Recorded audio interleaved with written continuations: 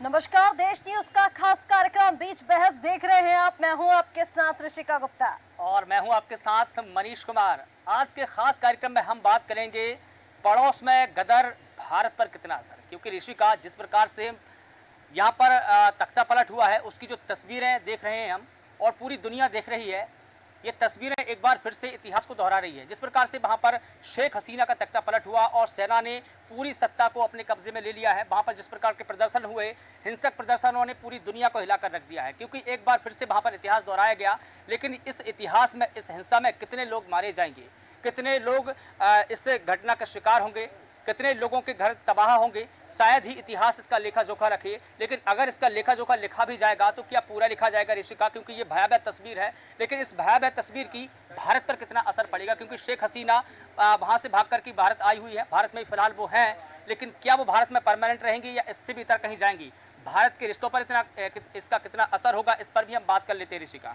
बिल्कुल ठीक कहा मनीष जी। बांग्लादेश में जो तख्ता पलट हुआ है उसका कितना असर भारत पर हो रहा है, इस पर तो हम चर्चा करेंगे ही। लेकिन आरक्षण को लेकर ये जो छात्रों का प्रदर्शन था, छात्रों का आंदोलन था, वो काफी हद तक आगे बढ़ा। प्रदर्शनकारियों ने पीएम आवास में लूट मचाई, पीएम आवास में तोड़फोड़ की। आपको बता दें, इससे पहले भी वो राष्ट्रपति आवास में ऐसा कर चुके हैं। कहीं ना कहीं इसको लेकर तमाम जो तर्क हैं वो दिए जा रहे हैं। प्रधानमंत्री शेख हसीना वहां से अपने पद से इस्तीफा देकर फिर वो भारत के लिए रवाना हुई और अब ये खबरें भी तेज हैं कि वो फिनलैंड या फिर लंदन किसी दूसरे देश के लिए रवाना हो सकती है और उनके साथ उनकी बहन भी है, ये खबरें भी मिल रही थी। लेकिन इसके साथ साथ एक तरफ हमने देखा कि जहां ये प्रदर्शन भड़का हुआ था आरक्षण को लेकर, छात्रों ने ये पूरा प्रदर्शन किया, छात्रों ने ये पूरा आंदोलन किया, लेकिन अब इसके कई सवाल इस पर खड़े हो रहे हैं, क्योंकि क्या ये वाकई जो छात्रों का प्रदर्शन और आंदोलन रहा है वो सिर्फ आरक्षण को लेकर था? क्योंकि अब हिंदू मंदिरों पर, हिंदुओं के घर पर, हिंदुओं के व्यापारों पर वहां बांग्लादेश में हमले होना शुरू हो गए हैं। जमात का ये कैसा पाप है बांग्लादेश में, इस पर भी आज हम चर्चा करने वाले हैं। और चर्चा के लिए खास मेहमान हमारे साथ जुड़ चुके हैं, उनका परिचय आपसे करा देते हैं। राजनीतिक विशेषज्ञ वरिष्ठ पत्रकार प्रकाश सक्सेना जी हमारे बीच मौजूद है। प्रकाश जी बहुत स्वागत है। राजनीतिक विशेषज्ञ वरिष्ठ पत्रकार उपेंद्र तिवारी जी हमारे बीच मौजूद है। उपेंद्र जी बहुत स्वागत है। राजनीतिक विशेषज्ञ वरिष्ठ पत्रकार राधा वल्लभ शारदा जी हमारे बीच मौजूद है। राधा वल्लभ जी बहुत स्वागत है। राजनीतिक विशेषज्ञ वरिष्ठ पत्रकार प्रदीप तिवारी जी हमारे बीच मौजूद है। प्रदीप जी बहुत स्वागत है। इसी के साथ राजनीतिक विशेषज्ञ वरिष्ठ पत्रकार श्याम मोहन श्रीवास्तव जी हमारे बीच मौजूद है। श्याम मोहन जी बहुत स्वागत है। आप सभी मेहमानों का एक बार फिर से मैं स्वागत करूंगा, लेकिन सबसे पहले राधा वल्लभ जी, मैं आपसे ये पूरा मसला समझ लेता हूं। जिस प्रकार से हम वहाँ बांग्लादेश में जो तख्ता पलट की तस्वीरें देख रहे हैं, बड़ी चिंताजनक है। जिस प्रकार से राष्ट्रपति भवन, प्रधानमंत्री आवास पर कब्जा किया गया, प्रदर्शन की जो आग थी जनवरी से जल रही थी, जैसा कि आज जो भारतीय संसद है, राज्यसभा में विदेश मंत्री डॉक्टर एस जयशंकर ने बताया कि जनवरी के महीने से ही यहाँ पर आंदोलन की आग सुलग रही थी। धीरे धीरे इतना हिंसक हो गई वो कि वहाँ के प्रधानमंत्री को पद से इस्तीफा देना पड़ा। न सिर्फ इस्तीफा देना पड़ा बल्कि देश भी छोड़ना पड़ा है। अब वहाँ के जो हालात है वो चिंताजनक हो चले हैं, क्योंकि वहाँ पर जो हिंदू मंदिर है वो भी टारगेट किए जा रहे हैं, जो हिंदू अल्पसंख्यक है वो भी टारगेट किए जा रहे हैं। उनकी, जैसा कि ऋषिका ने बताया, कि दुकान, मकान, व्यापार सबको टारगेट किया जा रहा है। क्या भारत के साथ में उसके रिश्ते और भी बिगड़ेंगे? वहाँ की जो तस्वीरें हैं, कब वहाँ शांति होगी, कब शांति बहाल होगी, कैसी तस्वीरें वहाँ पर जो आ रही है वो कब ठंडी होगी जो आग है? मनीष जी, मैं सबसे पहले तो आपको ले जाता हूँ जिस समय देश का बंटवारा हुआ, भारत और पाकिस्तान बना, पाकिस्तान का टूटा तो बांग्लादेश बना। बांग्लादेश में जिस समय बांग्लादेश बना था तब हिंदुओं की आबादी थी वहाँ 18% और आज की तारीख में 8% रह गई। मतलब हिंदुओं का कितना पलायन हो रहा है, हिंदुओं के साथ किस तरह से वहाँ हो रहा है। मंदिर और मस्जिद की तो बात अलग है। ये तो वहाँ जो आंदोलनकारी है, इन लोगों के अगर आप चेहरे देखेंगे तो आपको नहीं लगेगा कि कोई 30 साल से ऊपर वाला है। लेकिन इसमें राजनीतिक पार्टियों का दखल पूरी तरह से है, उसको हम डिनाई नहीं कर सकते। अच्छा, अब भारत को खतरा इसलिए हो गया है, मेरा जो मानना है कि इन सबको, बांग्लादेश को, आपके इसको, पाकिस्तान को, और हमारे बॉर्डर से जो म्यांमार लगा हुआ है और उसके बाद में श्रीलंका लगा हुआ है, ये 4-5 राज्य जो हैं उन राज्यों को चाइना और अमेरिका का पूरा सपोर्ट है। और ये लोग चाइना और अमेरिका मिलके भारत में उत्पात मचाना चाहते हैं। अब इसमें से एक छोटी सी बात मैं और जोड़ूंगा। वो तो ईश्वर बहुत बड़ा है। हमारे यहाँ देश में चुनाव के पहले जिस तरह से कहा गया था कि तांडव मचेगा, ठीक है ना, तो तांडव मचने के पहले ईश्वर ने ऐसी हमारी रखवाली की है कि हमारे यहाँ विपक्षी दल भी थोड़ा सा उभर कर आया। अदरवाइज ये आपके बांग्लादेश का तो बात की बात है, हमारे देश में ये स्थिति पैदा हो जाती जिसे रोक पाना बहुत मुश्किल है। लेकिन आज की तारीख में भी हमारी सरकार को सचेत होना चाहिए। हमारे यहाँ भी मैंने पढ़ा है अखबारों में और उसके बाद टीवी पर देखा है 6000 आतंकवादी जम्मू कश्मीर में घुस गए हैं। अब ये 6000 जो है, अब इसका भी एक तरीका मैं आपको बताता हूँ। वहाँ से बस में या ट्रक में ये लोग बैठते हैं और उसके बाद ये रवाना होते हैं। इनसे पूछा जाता कहाँ जा रहे हैं, बोले अजमेर शरीफ जा रहे हैं। अजमेर शरीफ से जब वो ट्रक वापस लौटता है उसमें एक आदमी नहीं होता है। हमारी सरकारें चाहे केंद्र की हो चाहे राज्य की सरकारें हो, वो इस तरफ ध्यान नहीं देती है। आखिर ये लोग जाते कहाँ हैं? तो ये हमारे देश में विभिन्न हिस्सों में फैल जाते हैं और वहाँ इस तरह का आतंक फैलाते हैं। इस आतंक को रोकने के लिए सख्त से सख्त जो एक्शन होना चाहिए। मैं तो ये कहता हूँ कि अगर हमारी बात प्रधानमंत्री तक पहुँचती है तो इनको ड्रोन के थ्रू पूरे पाकिस्तान और बांग्लादेश की बॉर्डर पर निगरानी करना चाहिए और जो भी इसको लेकर विदेश मंत्री ने भी स्थिति यहाँ पर स्पष्ट कर दी। उनका ये कहना है कि सीमाओं पर कोई भी खतरे की अभी बात नहीं है फिलहाल, क्योंकि वहाँ पर सेना की निगरानी तो बनी हुई है, मॉनिटरिंग लगातार जारी है। ठीक है राधा वल्लभ जी, वहाँ पर मॉनिटरिंग लगातार जारी है, लेकिन फिलहाल अभी ये जो बयान सामने आ रहे हैं उनका यही कहना है कि अभी वहां पर कोई खतरे की ऐसी सूचना नहीं मिल रही है। ठीक है, आगे बढ़ते हैं। हमारे साथ उपेंद्र तिवारी जी भी मौजूद है। उपेंद्र जी, अब देखिए ये जो तस्वीर सामने आई है इसकी कभी किसी ने कल्पना नहीं की थी। हम अफगानिस्तान से हमने ऐसी तस्वीरें आती हुई देखी, श्रीलंका हो, पाकिस्तान हो, तमाम देशों से ऐसी तस्वीरें आई, लेकिन बांग्लादेश से ये जो तस्वीरें कल सामने आई हैं ये कल्पना से परे है। हम देख रहे हैं कि प्रधानमंत्री शेख हसीना जो कल तक वहां पर प्रधानमंत्री थी वो इस्तीफा दे देती हैं अपने पद से और वहां से फिर वो भारत के लिए रवाना हो जाती हैं। प्रदर्शनकारी उनके आवास में घुस जाते हैं, वहां पर तोड़फोड़ मचा देते हैं, कोई घर का सामान ले जाता हुआ आपको दिख रहा है, कोई वहां पर तोड़फोड़ करता हुआ दिख रहा है। ये तस्वीरें जो कल्पना से परे थी वो हमने कल देखी।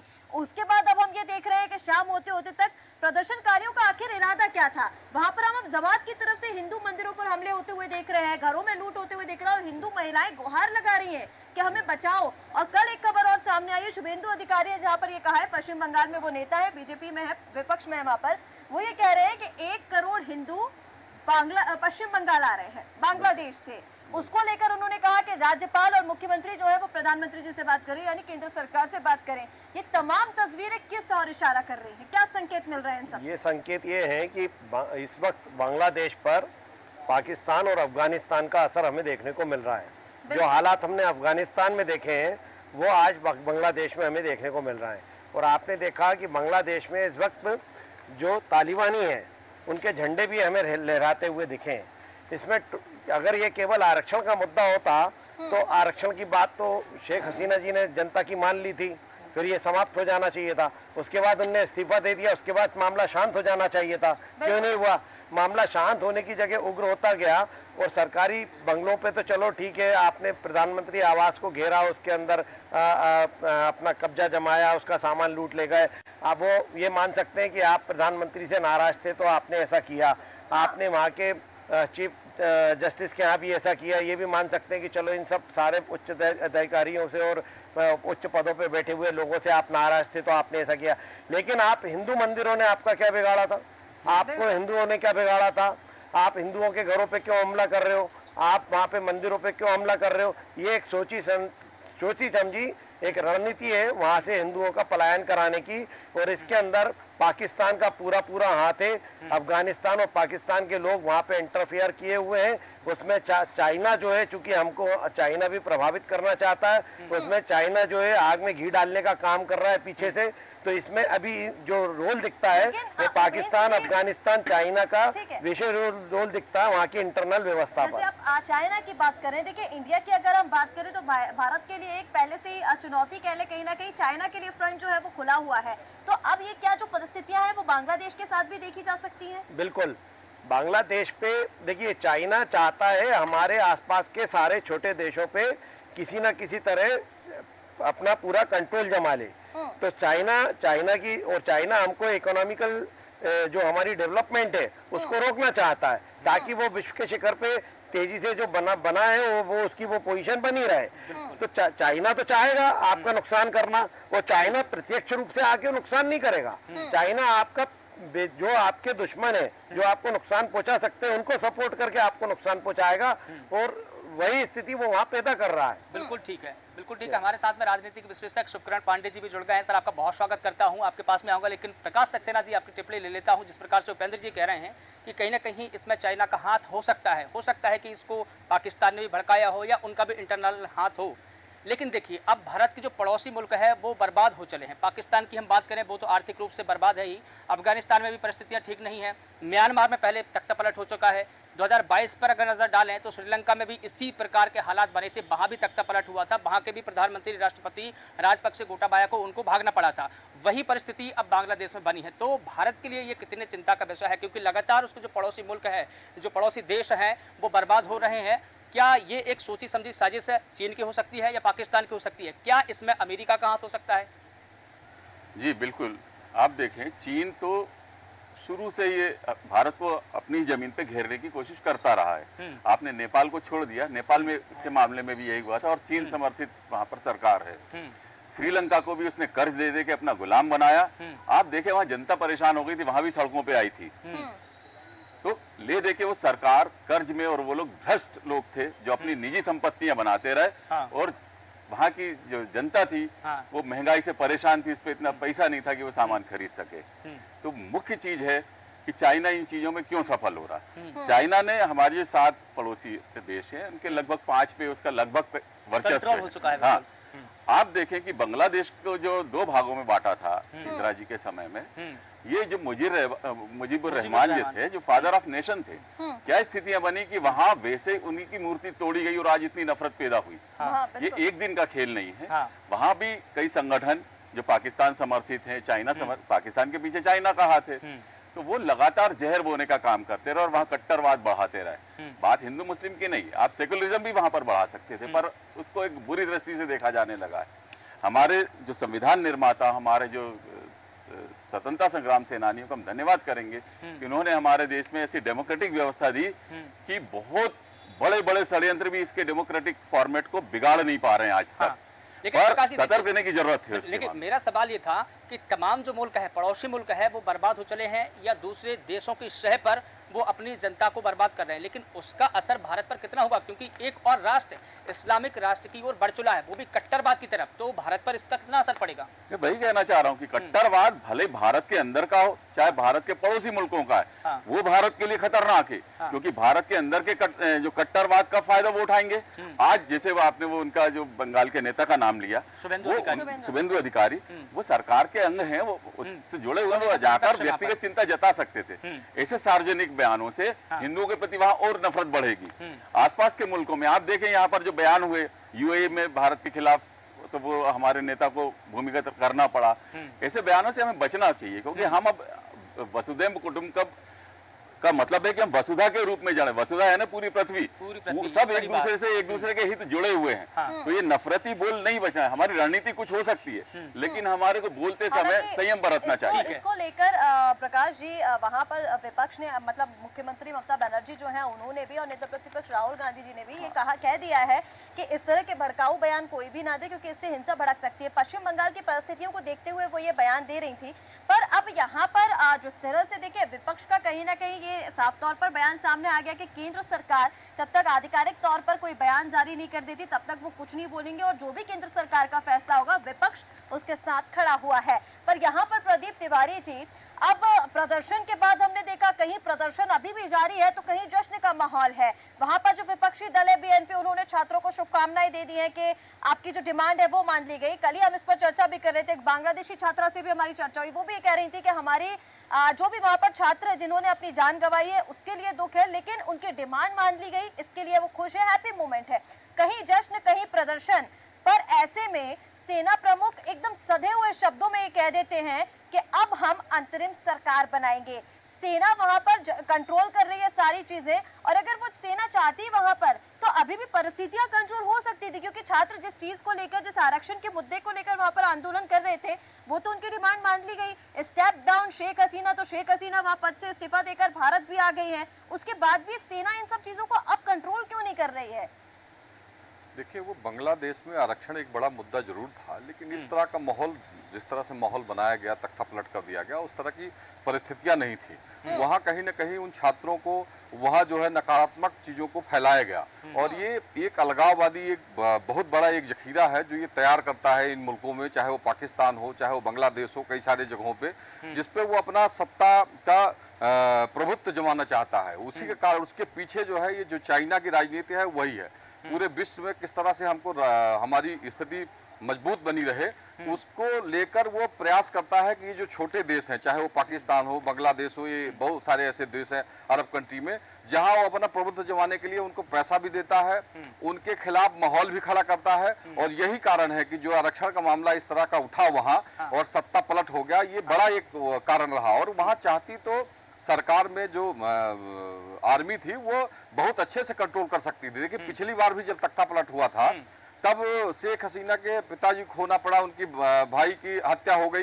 तो मुझे लगता है कि इस तरह किसी भी देश के लिए हानिकारक है, तो क्या ये अच्छा नहीं है। क्या हम ये समझे कि ये इतिहास फिर से दोहराया जा रहा था? क्योंकि उस वक्त देखिए जो पाकिस्तान के राष्ट्रपति थे याहिया खान ने मुजीबुर रहमान, जो कि बांग्लादेश के संस्थापक है, कि 1.5 घंटे में उनके पूरे परिवार को खत्म कर दिया, पूरे जो बांग्लादेश था उसमें हिंसा भड़का दी। और जिस प्रकार से अब ये तस्वीरें देख रहे हैं, तो क्या ये वही रणनीति थी, पुराना इतिहास दोहराया जा रहा था? अगर वो भारत निश्चित तौर पर आप देखें तो अगर शेख हसीना वहां से बाहर नहीं निकल पाती सुरक्षित, तो मुझे लगता है कि उनको उनके साथ भी कोई इस तरह का माहौल, इस तरह की घटना घट सकती थी।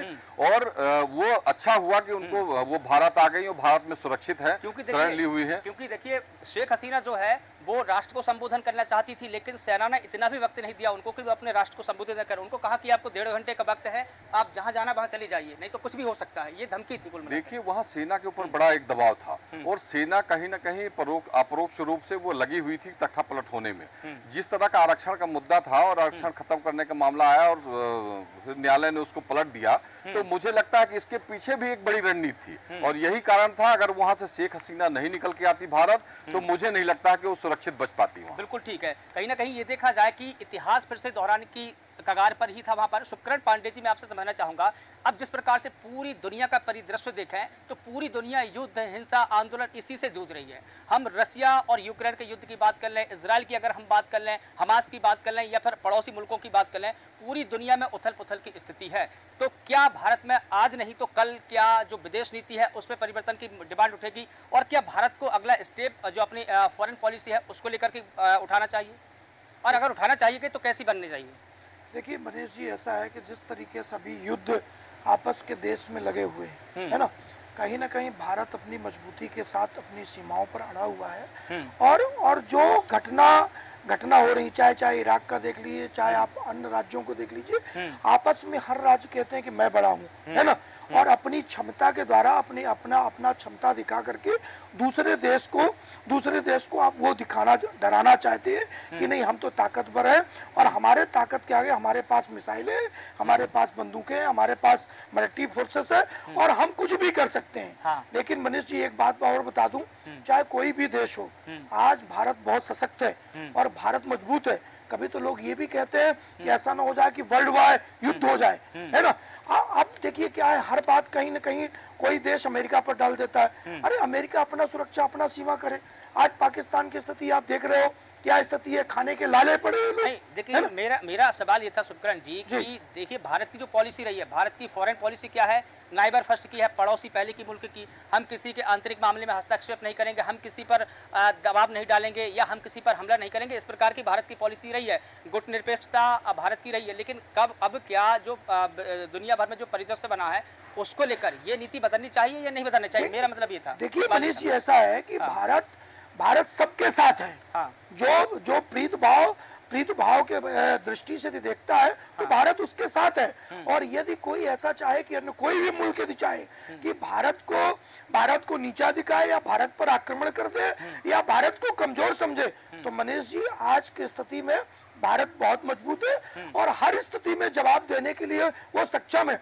अब रही बात विदेश नीति की, तो वहाँ जो सक्षम एक्सपर्ट लोग बैठे हैं और एक्सपर्ट लोग बैठ करके अपनी नीति को कहाँ जरूरत है, कहाँ समझौते की बात है और कहाँ नीति कैसी बनानी है, वहाँ एक्सपर्ट लोग हैं और वो निश्चित भारत को मजबूती के साथ अपनी नीति को सशक्त बनाएंगे।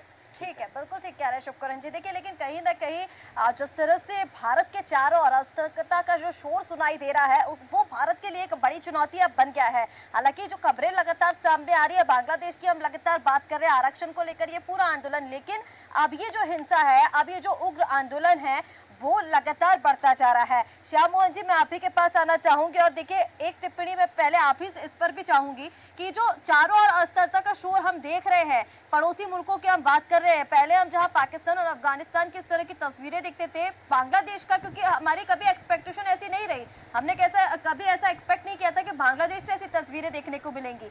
बांग्लादेश को बनाने में भारत की एक अहम भूमिका रही है और काफी अच्छे रिलेशन रहे हैं बांग्लादेश के साथ भारत के, पर अब ये जो तस्वीरें सामने आ रही हैं ये क्या संकेत दे रही हैं, किस और इशारे ये तस्वीरें कर रही हैं? हमने सारी दुनिया जानती है कि हम शांति के ध्वजवाहक हैं। हमने तो अपने उद्देश्य वाक्य में ही कहा है सर्वे भवन्तु सुखिनः सर्वे सन्तु निरामया। हमने तो ये कहा सब जगह शांति हो, सब कल्याण करें। अब इस बात विषय के दो हिस्से हैं। एक हिस्सा वो है कि क्या हुआ, कैसे हुआ, और दूसरा हिस्सा है कि इससे भारत पर क्या असर होगा। क्या हुआ, कैसे हुआ का मतलब ये है कि हम हिंदुस्तान जब दुनिया के दूसरे देशों में गया तो शास्त्र लेकर गया और दुनिया के दूसरे देश जब हमारे यहाँ आए शस्त्र लेकर आए।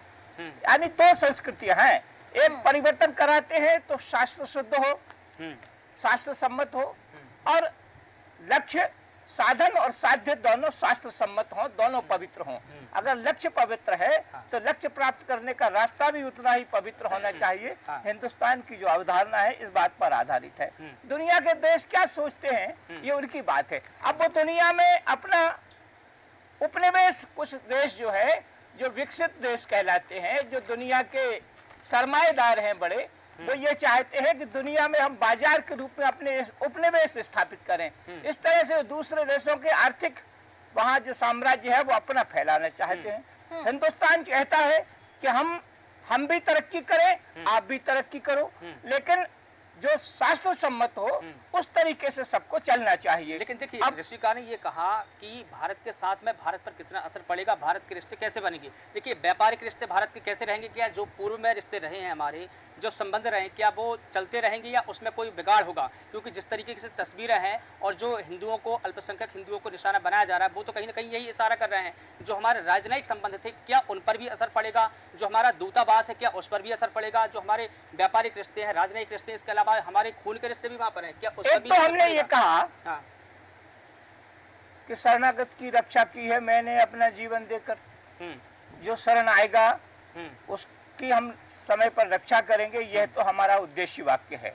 लेकिन हम सब जानते हैं कि जो पहले बांग्लादेश के शरणार्थी आए, एक तो हम उनसे ही, उनके आर्थिक बोझ से ही दबे हुए हैं। इसका मतलब ये नहीं है कि अगर हम किसी को दान दें, किसी को सहायता करें, तो इसका मतलब ये नहीं है कि हम अपना घर पूरा बर्बाद करके और दूसरों की मदद करते रहें और दूसरे यहाँ आकर असंवैधानिक गतिविधियों में संलग्न हो। अब वो जब आते हैं, जो आप यहाँ पर बता रहे हैं, जिस तरह से आपने बताया कि अभी आपने क्योंकि उदाहरण दिया कि दूसरे यहाँ पर आके हमारा घर बर्बाद करें, ये चीजें हम भी नहीं होने देंगे, पर वो वहाँ से जो संकेत मिल रहा है, जैसे कि मैंने शुभेंदु अधिकारी का जिक्र किया था, उन्होंने बोला कि 1 करोड़ हिंदू, हालांकि संख्या उतनी नहीं होगी जितना वो बता रहे, लेकिन जितने भी हिंदू अगर यहाँ पर आ रहे हैं, पश्चिम बंगाल के परिप्रेक्ष्य में उन्होंने ये बात कही, पश्चिम बंगाल में हिंसा वैसे ही भड़की हुई है, अगर बांग्लादेश से वहाँ से हिंदू आते हैं और इतनी बड़ी संख्या होती है तो क्या कुछ परिस्थितियां बदलेंगी? आना चाहता था, मैं वहीं आना चाहता था कि जो बाहर से आते हैं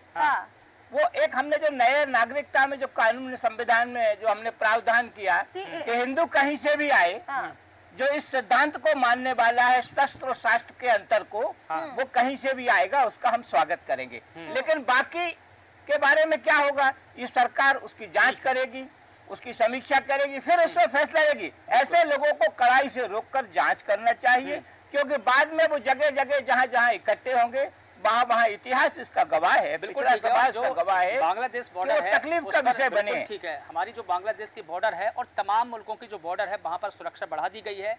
बीएसएफ 24 घंटे निगरानी कर रहा है, लेकिन सवाल फिर यही है, जैसे कि ऋषि का अब आपने जिक्र किया कि नागरिकता संशोधन कानून जो 2019 में आया, अगर बड़ी संख्या में वहां के शरणार्थी भारत आते हैं तो भारत पर इसका बहुत ज्यादा असर पड़ेगा, क्योंकि हमने इसका जिक्र जरूर किया है कि वहां से हम लोग लेकर आएंगे। अगर करोड़ों लोग आए, जैसा कि आपने बताया कि शुभेंदु अधिकारी ने भी कहा कि बड़ी संख्या में आएंगे, करोड़ों लोग वहां पर आएंगे, तो हम तो पहले से ही खाद्य समस्या या दूसरी समस्या है वो भी उत्पन्न होगी ना। अगर इतने हिंदू आते हैं तो सबसे पहले तो क्योंकि वो पश्चिम बंगाल आने की बात कर रहे हैं, पश्चिम बंगाल में जो हमने देखा है, पश्चिम बंगाल की जो वर्तमान की तस्वीरें सामने आती है वो हिंसा से भरी हुई है।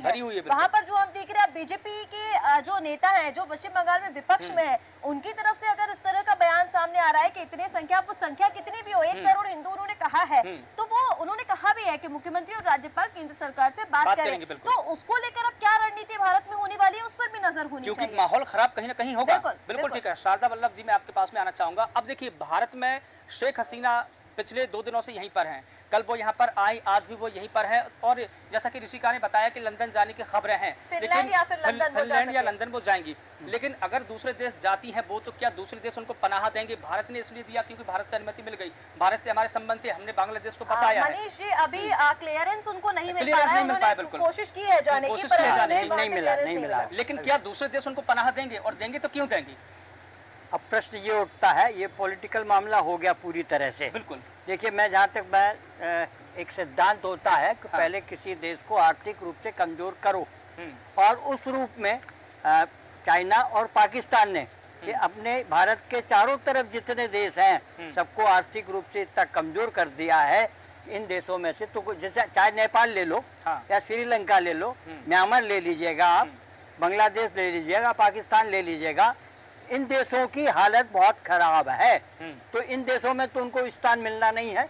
अब रह गई बात हमारे जो रिश्ते हैं, तो मैं जहाँ तक समझता हूँ कि इनको अमेरिका तो अपने यहाँ जगह देगा नहीं, रसिया जरूर उनको अपने यहाँ आने की अनुमति दे सकता है। क्यों कि रसिया से आज की तारीख में भारत के बहुत अच्छे रिश्ते हैं।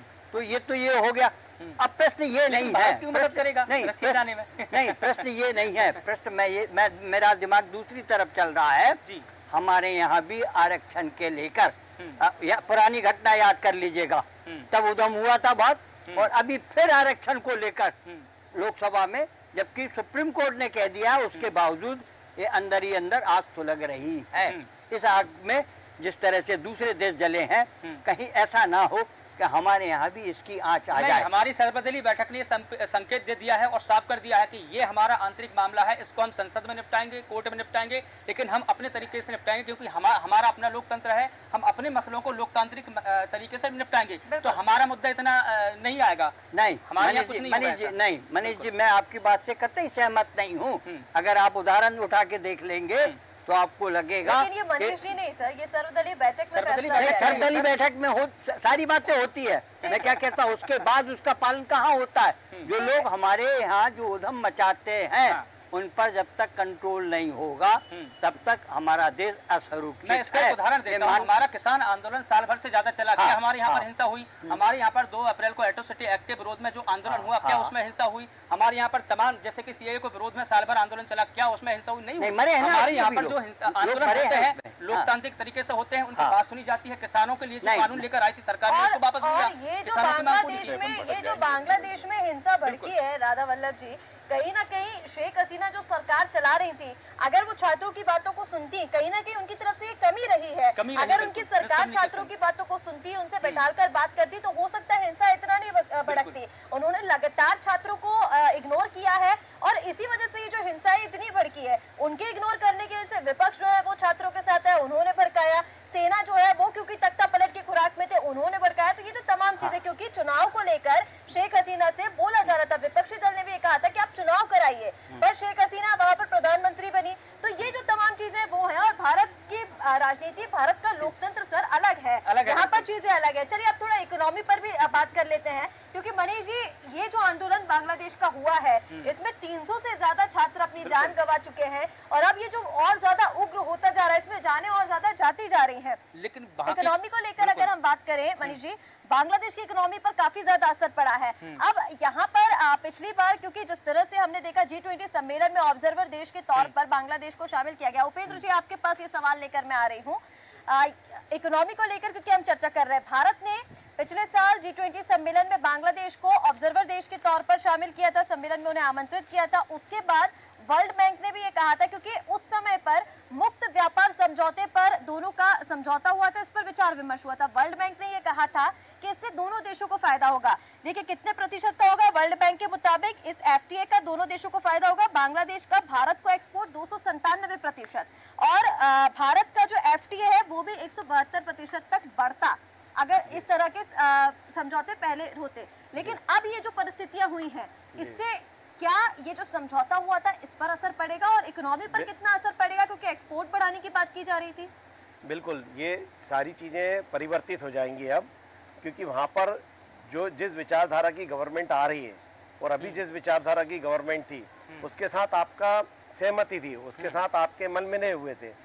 इसी तारतम्य में शेख हसीना ने सबसे पहले अपनी अगर कहीं बात संरक्षण मांगा तो भारत से मांगा। हाँ। लेकिन जो नई सरकार आएगी वो इसकी ठीक उल्टी विचारधारा का काम करेगी और जितने भी बातें पिछले दौर में हुई हैं उसका कहीं से कहीं तक पालन होने की संभावना कहीं नजर नहीं आती। विदेश मंत्री ने आज ये कहा, सर्वदलीय बैठक जब हुई और कल जो सारी चीजें हुई हैं, मतलब हमारे यहाँ भारत में जो भी चर्चाएं हुई हैं बांग्लादेश की परिस्थितियों को लेकर, तभी कहा गया कि बांग्लादेश के जो रिश्ते हैं, आप विपक्षी दलों से भी उनकी बात है, वहाँ के सेना के टच में हमारी सरकार है, और जो समझौते पहले थे, जो परिस्थितियां पहले बनी हुई थी, मतलब बांग्लादेश और भारत के रिलेशन में ज्यादा अंतर नहीं पड़ेगा, हमारी सरकार की ओर से कहा गया है।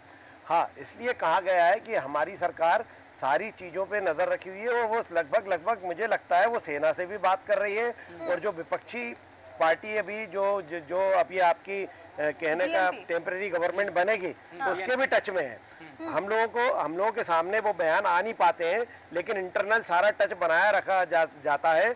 कोशिश भारत की ये होगी कि पुराने जितने समझौते हैं उसके आधार पे ही हमारा व्यापार का आदान प्रदान होता रहे, उससे दोनों देशों को कहीं ना कहीं लाभ। अगर वो बांग्लादेश इसके विपरीत जाता है तो बांग्लादेश को ज्यादा नुकसान होगा, भारत को उसके परिप्रेक्ष्य में कोई नुकसान नहीं होगा। तो बांग्लादेश भी चाहेगा कि भारत से जो संबंध पहले से बने हुए थे वो बने रहें, भारत से वो संबंध बिगाड़ने का प्रयास नहीं करेंगे। बिल्कुल ठीक है, और कहीं ना कहीं भारत की भी तो यही कोशिश है कि हमारे संबंध बने रहे, हमारे राजनयिक संबंध बने रहे, आर्थिक संबंध बने रहे।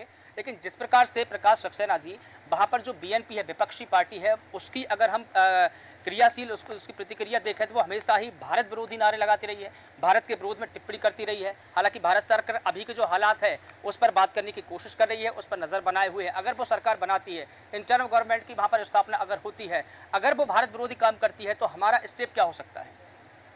नहीं, भारत विरोधी तो वो हो चुका है, हाँ, है ना। आप देखिए, जैसे शुभकरण जी ने भी कहा था, नहीं ऑन रिकॉर्ड नहीं हुआ है अभी, नहीं ऑन रिकॉर्ड नहीं होती ये चीजें। मैं वही कह रहा हूँ कि हम लोग बोलते ज्यादा हैं, वो लोग करते हैं। हम लोग बोलते ज्यादा हैं, हमारे की राजनीति ऐसी होगी, उल्टे सीधे बयानों में विश्वास ज्यादा करने लगे वोटों के चक्कर में। और जो बड़े शक्तिशाली देश हैं वो रणनीति खेलते हैं। जैसे शुभकरण पांडे जी ने अमेरिका उदाहरण लिया, आप देखें पहले USA, United states of America और USSR होता था, रशिया, दोनों महाशक्ति थी। तो दोनों में महाशक्ति बनने की लड़ाई थी, उन्होंने उसका विखंडन करवा दिया, गोर्बाचेव थे तब। रशिया और यूक्रेन में इसी बात को लेकर युद्ध चला होगा, आपस में छिड़े हुए एक ही पार्ट हुआ करते थे। आप देखें, हम यदि रणनीति पे जाए तो हमारे जो जिनको आज कोसा जाता है, जो हमारे स्वतंत्रता संग्राम सेनानी रहे, जिनके पास देश शुरू में गया, हमारे देश में आजादी से पहले रोड में बन गया था कि हमें चहुमुखी तरक्की कैसे करना, जबकि हमारे खाने के लाले पड़े थे। आपको जानकारी दूं कि नेहरू जी ने 1944 में होमी जहांगीर भाभा जी को अमेरिका से बुला के TIRF जो Tata institute for research foundation की स्थापना करवा दी थी। हम परमाणु शक्ति और विज्ञान की दिशा में तब से हमने रोड में जो आज टाटा एटॉमिक रिसर्च फाउंडेशन आप सुनते हैं, इसकी आधारशिला आजादी से पहले रख दी गई थी। डे में चहुमुखी कि हम आर्थिक रूप से भी संपन्न हो, डेमोक्रेटिक रिफॉर्म उन्होंने इतने अच्छे किए कि आज चाहकर भी कोई हमारे डेमोक्रेटिक फॉर्मेट को तोड़ नहीं सकता। ये किसी देश का स्ट्रक्चर होता। बाकी हमारे आसपास के देश में चाइना खेल रहा है। जो आर्थिक स्थिति की बात हो रही है कि जो हसीना बेगम है, इनसे हमारे व्यापारिक रिश्ते थे। अभी जब चाइना कोरोना काल में जब उसकी स्थिति खराब हुई तो वहां की फैक्ट्रियां म्यांमार और बांग्लादेश में शिफ्ट हुई। अभी ये बातें हो रही थी कि वहां की जीडीपी हमसे ज्यादा हो गई। आपने सुना होगा कि भारत से ज्यादा हो गई क्योंकि वहां मैन्युफैक्चरिंग। लेकिन एक बात हमेशा ध्यान रखें, किसी भी देश को वहां का भ्रष्टाचार खाता।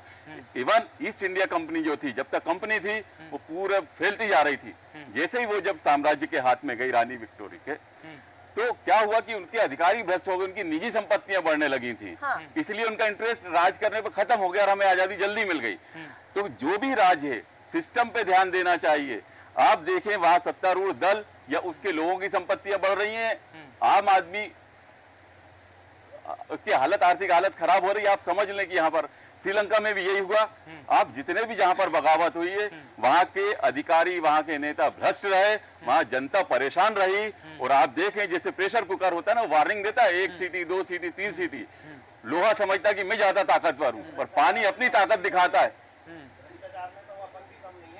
मैं वही कह रहा हूँ। तो मैं देखिए आज आलोचना के मूड में नहीं हूँ, आज आलोचना के मूड में मैं संकेत में बोल रहा हूँ। ये चीज ये वार्निंग देता है। लोहा को अहंकार होता है कि मैं मजबूत हूँ, लेकिन पानी जब प्रेशर दिखाता है ना, भाप, वो लोहे को ब्लास्ट कर जाता है। जैसे जो सिलेंडर है उसको फाड़ के निकल जाती है। बिल्कुल तो प्रेशर जब अति बढ़ती है पब्लिक पे, वहाँ ऐसे विद्रोह होते हैं। ये एक दिन की बात नहीं है। वहां पर भी आर्थिक असंतोष था बांग्लादेश में। हाँ, बिल्कुल सही कह रहे हैं आप। बिल्कुल ठीक है। यहाँ पर जिस तरह से प्रकाश जी आपने बताया कि कहीं ना कहीं असंतोष तो था, वहाँ की आप जनता की बात करें और जो भ्रष्टाचार को लेकर आपने तमाम विश्लेषण किया है, बहुत ही अच्छा। लेकिन यहाँ पर जिस तरह से अब हम अगर भारत की तरफ से देखें तो फिलहाल भारत अभी वेट एंड वॉच की परिस्थिति में है, क्योंकि अभी भारत की तरफ से ऐसा कोई भी आधिकारिक तौर पर। लेकिन विदेश नीति के हिसाब से हम 4 पड़ोसी घिरे हैं। इनके साथ पुरानी सरकारें लिबरल रहती थी, इसलिए कि पड़ोसी असंतुष्ट ना हो। चर्चा भी इसको लेकर लगातार की जा रही है, लेकिन भारत फिलहाल वेट एंड वॉच की परिस्थितियों में है।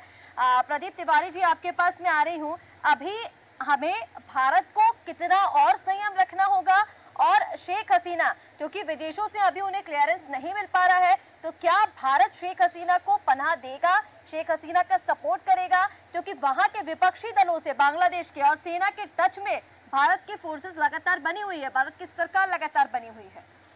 देखिए, भारत की सरकार जो है वो बहुत अच्छे तरीके से नज़र बनाए हुए है पूरे बांग्लादेश के माहौल पर। और अभी आप देखें तो आज शेख हसीना से अजीत डोभाल जी मिले हैं, 1 घंटे तक तकरीबन उनसे बात भी हुई है। वहाँ के जो सेना प्रमुख है उनसे भी उनकी लगातार बातें हो रही है। और मुझे लगता है कि भारत सरकार अच्छे तरीके से, रणनीतिक तरीके से पूरे माहौल को देखकर तब वो कोई बयान या किसी नतीजे पे पहुंचेगी।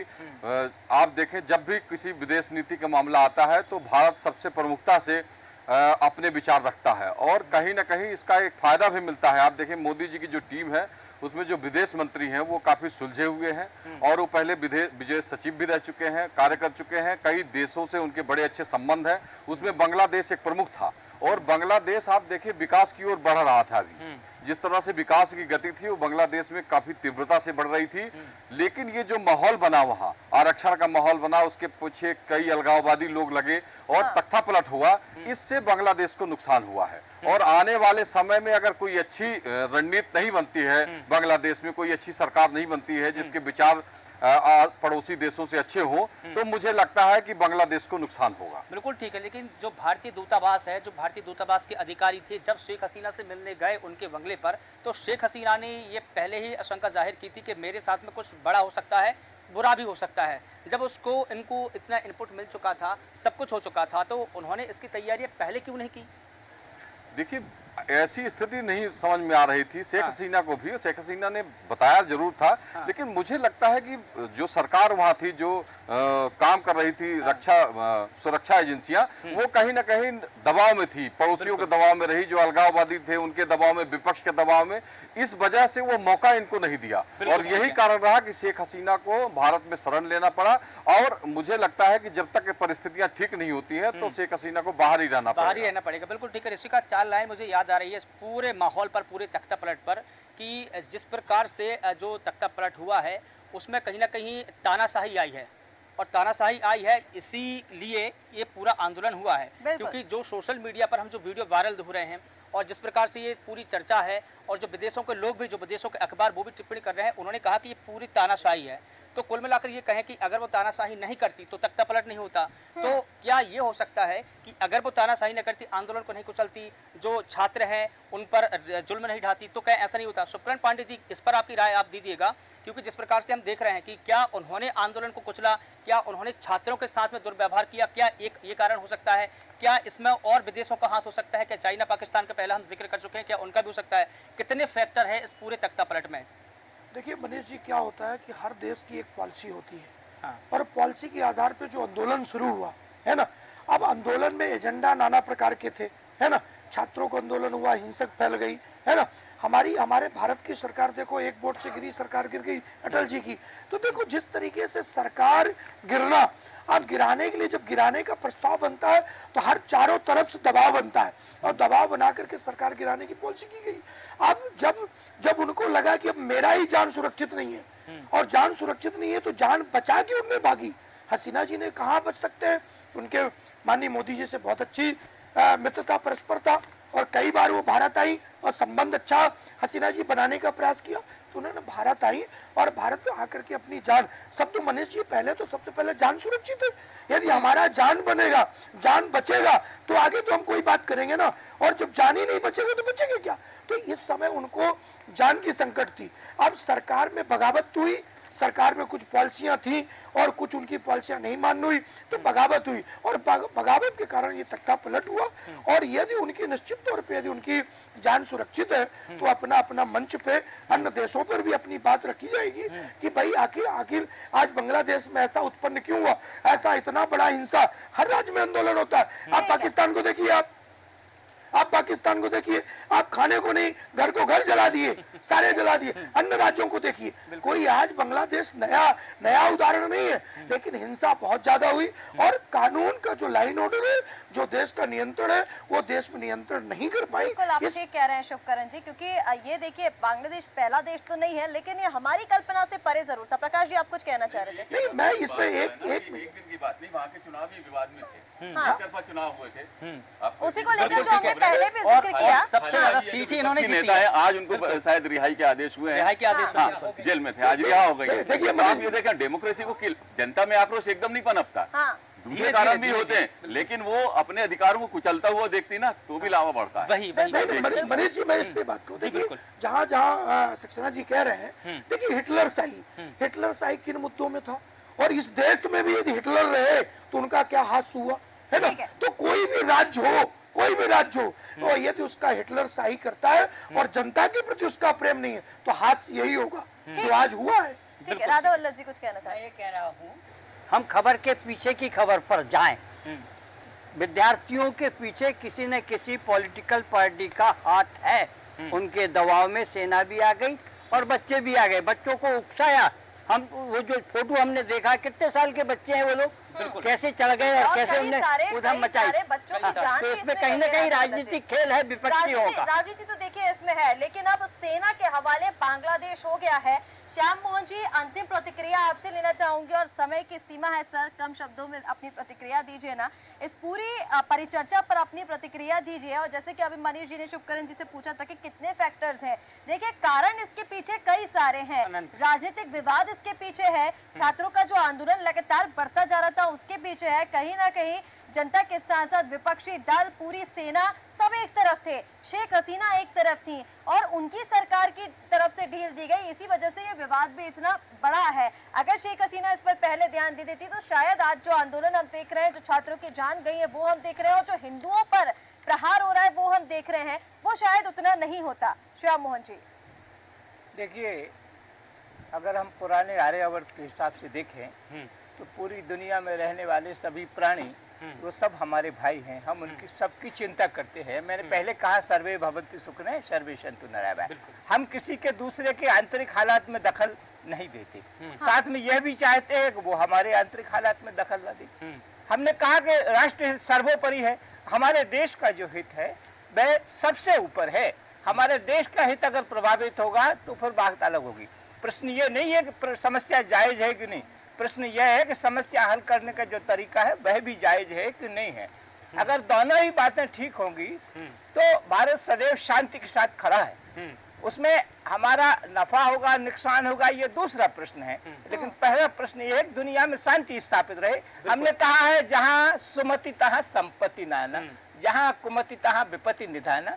हमने ये कहा कि जहाँ जहाँ सुमति है जहाँ शांति व्यवस्था है, जिन परिवारों से लेकर देश तक, बिल्कुल अगर दुनिया में शांति रहेगी तो सब संपन्न होंगे, और अगर दुनिया में अशांति रहेगी तो सबके लिए दिक्कत आएगी। इसलिए हम तो ये चाहते हैं, लेकिन राष्ट्र हित सर्वोपरि, राष्ट्र हितों को गिरवी रखकर हम किसी दूसरे से बात करें, यह संभव नहीं हो। बिल्कुल ठीक है। और इस पूरी परिचर्चा पर एक टिप्पणी जरूर करना चाहूंगा कि नफरतों से वतन को न सींचो, नफरतों से वतन को न सींचो, सच की आहट से आंखें न मीचो, मिट चुकी तानाशाहों की हस्ती, जुल्म की हकीकत बस यही है।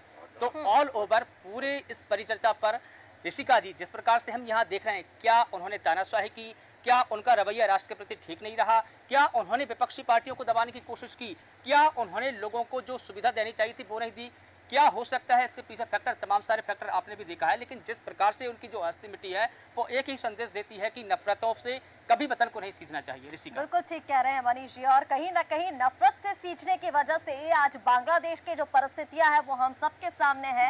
और इस चर्चा में हम इसी पर चर्चा कर रहे थे कि आखिर अब भारत के जो रिश्ते हैं वो बांग्लादेश से कैसे होंगे इस पूरी हिंसा के बाद, इकोनॉमिक फैक्टर कितना ज्यादा इससे अफेक्ट होने वाला है बांग्लादेश का भी और भारत का भी, इसके साथ साथ शेख हसीना को भारत का कितना सपोर्ट रहेगा, और साथ ही अब जो नया आंदोलन वहां पर शुरू हो गया मनीष जी, क्योंकि जो आंदोलन किया जा रहा था वो सिर्फ आरक्षण के लिए किया जा रहा था जो छात्र कर रहे थे, पर अब एक नई चीज हम देख रहे हैं, जो जमात है वहां पर वो अब हिंदुओं को टारगेट बना रही है, हिंदू मंदिरों पर हमला कर रही है, उनके घरों को लूटा जा रहा है, और वहां की जो हिंदू जनता है वो अब मदद की गुहार लगा रही है। देखना होगा कि भविष्य में और कितने फैक्टर्स सामने आते हैं और क्या कुछ परिस्थितियां इसमें सामने आती हैं। आप सभी मेहमानों का हमारे साथ जुड़ने के लिए बहुत शुक्रिया।